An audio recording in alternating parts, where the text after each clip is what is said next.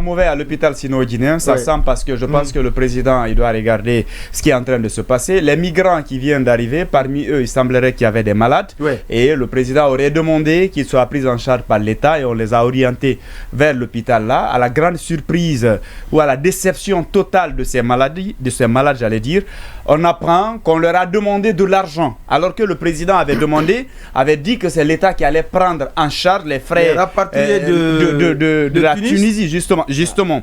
Et donc, on a du mal à comprendre comment est-ce que, même si ces personnes-là, même si le président n'avait pas demandé, quand on calcule les conditions dans lesquelles ils ont été rapatriés, ils sont rentrés dans leur pays, que ces personnes-là rentrent malades et que les gens soient cyniques au point de pouvoir leur demander de l'argent, surtout que l'ordre serait venu. Justement, il y a même un collectif qui est en train d'être mis en place à cet effet. Ah bon? Oui, j'ai déjà reçu des malades de Tunis, mais bien évidemment, j'ai même un contact. C'est pour en fait, si vous voulez dénoncer ce qui s'est passé là, on m'a donné un contact qui est la personne est censée. J'étais censé rencontrer la personne, mais puisque c'était trop juste, je ne pouvais pas aller là-bas et prendre part à cette émission. Mais cette émission, si ces informations en tout cas se vérifient, déjà Dioma Média à travers le journal en fera écho, mais derrière le président doit sévir parce que ce n'est pas normal. Ça veut dire que, mais bien évidemment, on va fouiller dedans, mais si c'est le cas, je crois qu'il y a un sérieux problème et là il faut vraiment faire un nettoyage. Vous avez l'onction de la direction de l'information pour éclairer cette situation. Oui. Lamine Monument Cissé, le spécialiste des biscuits, mais les biscuits d'accord, mais l'événement, comment ça s'appelle d'ailleurs? Émergence Awards. C'est une première. Et ça émerge déjà. Non, ça a déjà émergé. Oui, bien sûr. Aujourd'hui, vous étiez devant la presse.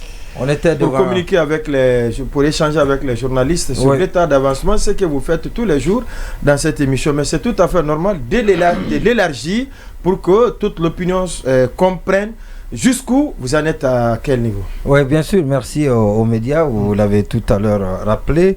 Alors, où nous en sommes, c'est pratiquement bouclé, tout est presque fait.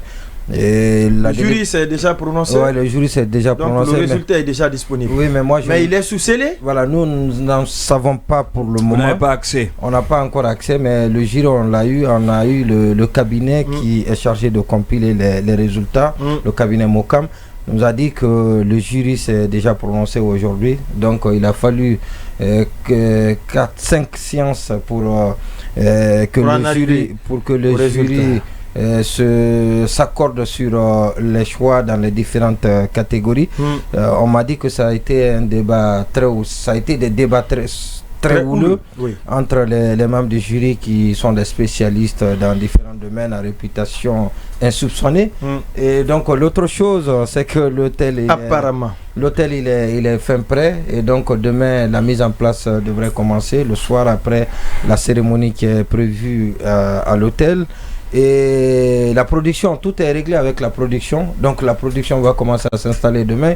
On a la confirmation que toutes les 5 grandes télévisions privées que compte notre pays, la République de Guinée, devraient être les citer, en direct. Vous pouvez les citer. Oui, je vais les citer. Je commence par le voisin, la télévision du voisin Sansobari, le Djoli TV. Après l'autre voisin, nous-mêmes, où nous sommes, le Dioma. Et ça, à ce niveau, c'est important de préciser que c'est Dioma qui produit l'événement et donc qui donne le signal à toutes les télés. Donc la captation est faite par Dioma. Alors cela aussi est fait gratuitement et que Khalil Oulare soit salué de passage, qui s'est impliqué personnellement pour la réussite de cet événement. Et il y a Adafo sur tous les canaux digitaux de Adafo Média. Et il y a Kalak qui doit diffuser et Espace TV plus tard. Et ça également, c'est Lamine Girassi qui y tient, qui tient à cet événement comme si c'était le sien. Et ça, c'est important. Et merci à lui pour tout son soutien. Et donc, il y a Évasion TV, il y a aussi 6 TV. Donc, qui a annulé son programme phare. Vous connaissez, voilà, le programme phare de ce média. Et donc, il y a aussi des médias en ligne, des sites internet qui vont diffuser en direct sur leur page Facebook. L'objectif, c'est atteindre près de 7 millions de personnes ce jour de jamais fait dans notre pays. Et cela dénote bien évidemment tout ce qui, la dimension de l'événement. Et cela aussi montre que l'arrivée de Dioma facilite désormais les négociations avec d'autres médias dans le paysage médiatique. Vivement donc cette décolonisation, que son PDG soit salué de passage. Cabinet Silla alias Bill Gates. Oui, maintenant le biscuit. Alors le biscuit, il a ses conclusions. Avocat Diallo. Non, moi, avocat connaît plutôt. Oui, il sait bien le faire aussi, hein, Avocat Diallo. Oui, mais tu sais, ce que tu fais aussi, personne ne peut faire comme toi. Cette conclusion. Alors, le biscuit, c'est les campagnes de déguerpissement. D'abord, je commence par l'espace de Kamayen. Et vous savez, il y a un nom qui revient souvent, et pas que pour la reconstruction. Vous savez que cet espace-là doit être reconstruit, et il n'y a pas que là-bas, il y a d'autres espaces que l'État veut reconstruire pour des fins d'habitation. Mais il y a un nom qui revient, un nom qui est proche d'une des personnalités les plus influentes du CNRD. Et ce qui se pose, la question qu'on se pose, c'est la cession douteuse et la participation, l'implication douteuse de la personne dans la gestion de ces parcelles aujourd'hui déguerpies et qui doivent être reconstruites par l'État. Et on ne sait pas comment il est arrivé et comment les choses se passent et comment il lui a été cédé et comment lui il est aussi intermédiaire. Beaucoup de questions. On a déjà commencé à fouiner et on a déjà commencé à contacter les sources. On a déjà commencé à recouper. Et dans les prochains jours, et ça va être la semaine prochaine, donc nous allons revenir largement. Et parce que ça semble être une nébuleuse. Souhaitons que ça ne le soit pas, mais ça sent pas bien. Nous allons revenir là-dessus. Maintenant, pour rester dans le domaine du déguerpissement, ce que moi je ne comprends pas, il y a une annonce qui a été faite. On peut encore parler de la nébuleuse en ce moment? Et oui, même aux États-Unis, tous les jours, vous ne lisez pas la presse américaine, il y a toujours des scandales qui sont dévoilés par la presse. Avec tout ce qui est mis en place. Oui. Non, vous ne lisez encore. Non, le problème c'est que vous ne lisez pas la presse occidentale. Citez le CNRD. Non, je dis, il y a toujours notre travail, c'est mettre la lumière, un phare sur la nébuleuse, sur des choses douteuses qui peuvent arriver, qui peuvent l'être, voilà, donc dans une gestion. Mais maintenant, ce que je veux dire, si la solution devient le problème, c'est un problème grave. Oui, c'est pourquoi nous sommes là. C'est déjà une crise, oui. Ouais, c'est pourquoi nous sommes là. Je pense que rien n'est parfait et nous devons travailler à la perfection de la gestion. Et je sais que ce n'est pas parfait. Il y a des choses, personne ne vous dira que tout est bon, mais tout ne peut même pas être bon. Il y a beaucoup de choses à reprocher. Le temps n'est pas très galant. Maintenant, ce déguerpissement-là. Oui, ce déguerpissement.